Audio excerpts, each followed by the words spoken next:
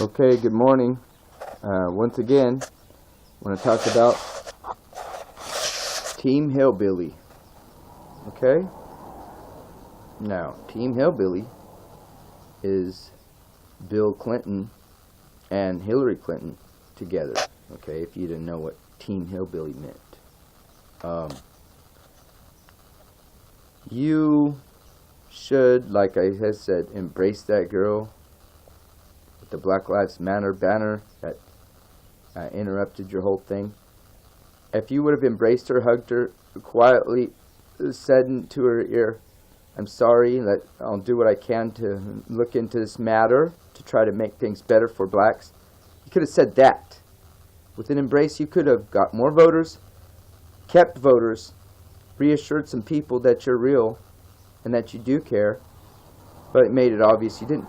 Now, if that would have been, say, Jackie Onassis, okay, or something like that, someone like that, in the good old days, okay, if that was Jackie Onassis in front of the camera, would she have said, "You're interrupting me"? No, she would have said, "Oh, you poor kid. Me and the president I'll talk to my husband, and we would do the best we can to try to help you." But you were rude about it. Even though the people are, you got to realize these people are belligerent and angry, and some gentle, kind, honest words will quell them and will give them the answer. If you would answer them, that's all that you got to do. You don't get this. Jackie Onassis, I don't know all the bold history about the Kennedys, but I know Jackie Onassis is looked at as like the first lady, the best first lady, the most fashionable or whatever, and likable. Okay, she's kind of like a Princess Diana. Okay, now, we see what's going on here. You made a drastic mistake with this Black Lives Matter thing. You really did. You blundered it. But like I was saying, if you were from the good old days, you were being a genuine Democrat, you would have embraced that girl, not treated her like she was a piece of shit. Black trash, black ash, coal dust, whatever you want to call it, okay? Because basically, I could say I could say all the derogatory names for black people, and it still wouldn't amount to the anger that you caused them when you just by your actions. Your actions speak louder than words. Don't you know that? I could say N-words and I could say all these slurs all day long to people, and it won't piss them off as much as it would. And I could do it 24 hours a day and 7 days a week, and it would piss them off, but they wouldn't give a shit to that degree.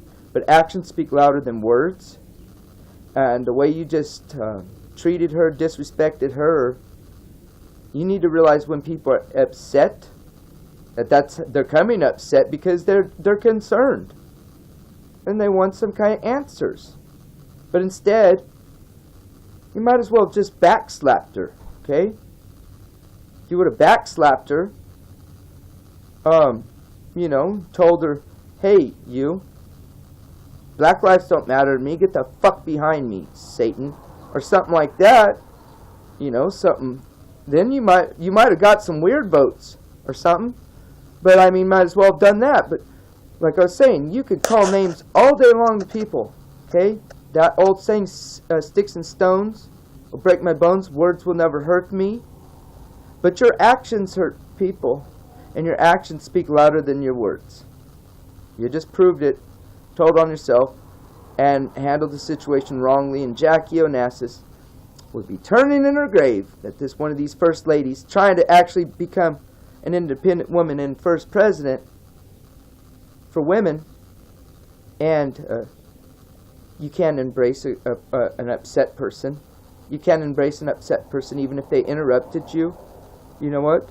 When people are upset and you're just doing your little things to get your voter support, and someone's genuinely upset and they interrupt that, don't you think that's more of an emergency and say, hey, hold on everybody around here, hang on a second, this person is really upset, let's see what the problem is. No, you said she couldn't wait no more longer. She had been patient. She got that far. You're stupid, okay? You're stupid.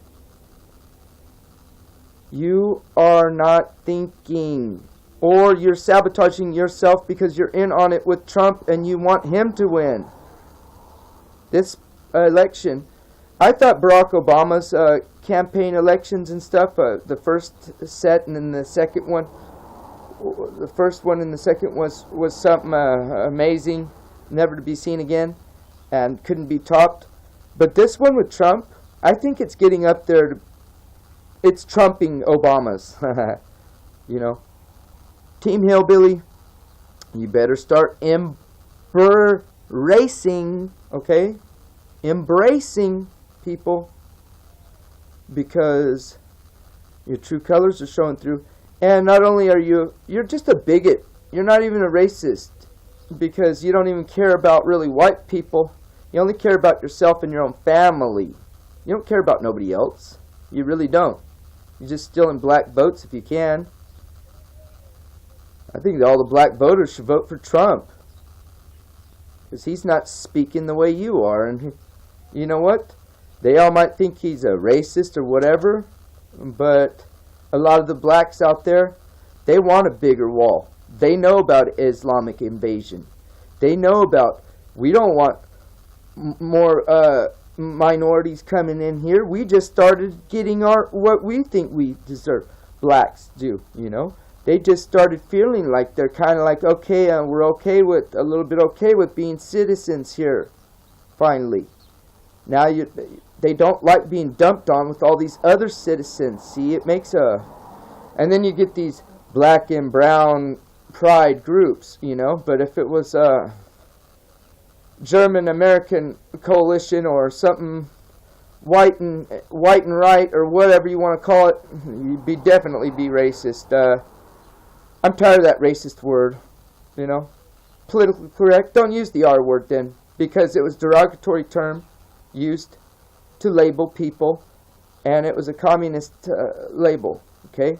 So you guys want to keep using communist terms, that will end up, if you don't identify these terms and really understand them and identify the source of them and recognize that, then you're brainwashed into communism and you don't know you're into it. And if you don't, you need to check into it, okay? Because if you're always constantly using communist words, what does that make you? What does that make you? If your speech is, everything is politically correct or pre-assigned for you, what you say and you can't say, and it's communist, mostly communist terms to combat other politics or ways of thinking, then you are a communist and you don't even know it. I don't think anyone knows what a communist or a socialist is, okay, really. They're cousins, you know. I've had this discussion with lots of other people, me and Keith Twoof, my pet owner, okay. My pet owner, Keith Twoof and Queenie Cameron, had a good explanation all about it yesterday, but you got to be there for it to read it. It's in the comments, and it was a very good expounding thing. So I sat on their laps and I wagged my tail as they taught me more about socialism and communism. So, and I promised not to lick their face or hump their legs. Anyway, you know, and I don't think you guys realize if you're communist or not. Let's start going back. Let's see what the origins of words are. Let's start doing this research, okay? Because you gotta know your words, man. You should know your words. Shit, if you speak, you should know what the hell the words mean. The original, you know, everything. I mean, I love words. Maybe I'm drastic, but, you know, go into a word study. Go look up these words and find out who started and made them. And you'll see it's communist agenda, socialist agenda, okay? Alright, so I love Clark. And go Team Hillbilly. Or Trump, or whoever you guys pick. Or let's make a steal. Or, you know, and play that game, let's make a steal. I mean, let's make a deal. Whichever one. There's one guy, you know, that they talk about, that guy they make into a persona that's one person, but it's actually a bunch of people. Satan, you know, the devil. That's the only person you ever hear about making deals, okay? If you hear about people making deals, I ain't talking about car dealers, but even car dealers are devils. If you ever hear people talking about making a deal